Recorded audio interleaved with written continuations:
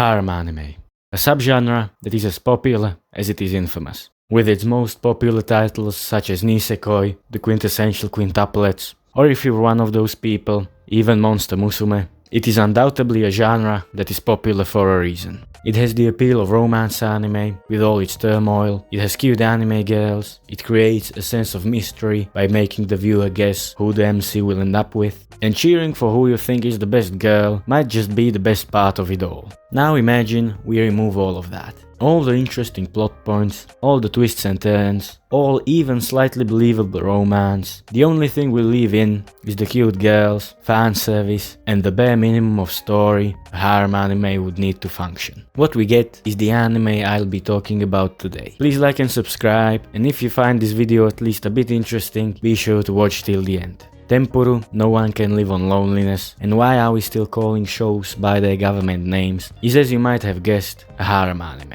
And as in any and every other harem anime, the first thing we need to do is form the harem. In the case of our MC, Akagami, he ends up with a harem by trying to avoid ending up with a harem. The thing is, Akagami's dad was something of a harem protagonist himself, which made Akagami's childhood a living nightmare. In an effort not to end up like his dad, he decides to stay celibate, join a temple and become a monk. He commits, joins a temple, but it turns out what he joined was a nunnery, full of cute girls, and so his search of inner peace becomes even more difficult. As in nearly every harem ever, the girls obviously don't want a guy joining an all-girls temple. They try any and every plot to make him leave, but as plot armor might have it, every attempt results in him being a bit more liked by his new acquaintances. Now, even though TenPuru fits into what harem anime traditionally is, it's very different to what I would think a good harem anime should be. If you think about the 2000s classics like Nisekoi or Love Hina, it's a completely different kind of show to what TenPuru is. You'd expect there to be a meeting of fate, a simple story with some teeny tiny, barely significant plot twists, an uninteresting MC, and a bunch of girls just waiting to cause a misunderstanding.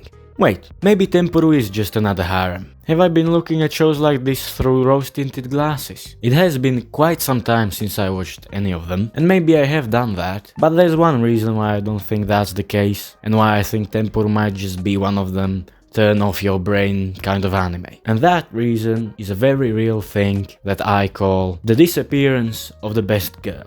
The disappearance of the best girl is a phenomenon I have just now made up, and it is what happens when you remove the personalities of the girls in the harem. In TenPuru, and no doubt in many other anime, even if you can say which girl is the kudere, which girl is the tsundere, or whatever other trope there is, the girls just don't stand out. At least in TenPuru they don't.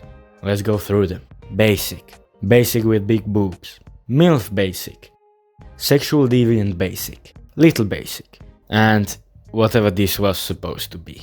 Am I saying the girls have no character at all? No. Well, yes, but no.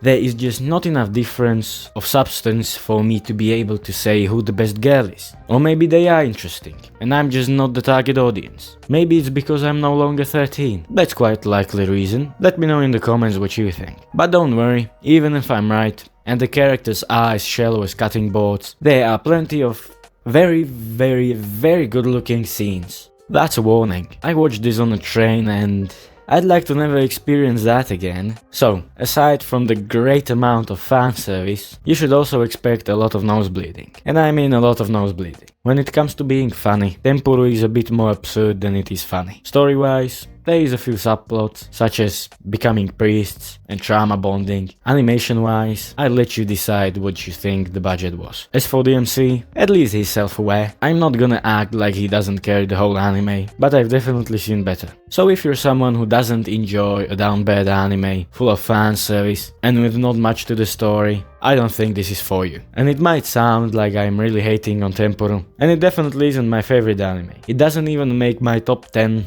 harem anime, and I have only seen like 9 of those. But when it comes to doing what it does, as in simple, entertaining and fan servicey, it does it well. If you don't enjoy that, don't even bother with the first episode. On the other hand, if you're into this kind of anime, even slightly, you'll have a great time. That's it about TenPuru. If you'd like me to review any other anime, or if you have any strong opinions about this one, be sure to leave that in the comments. Please like, subscribe. Thank you so much for watching, have a great day, and bye.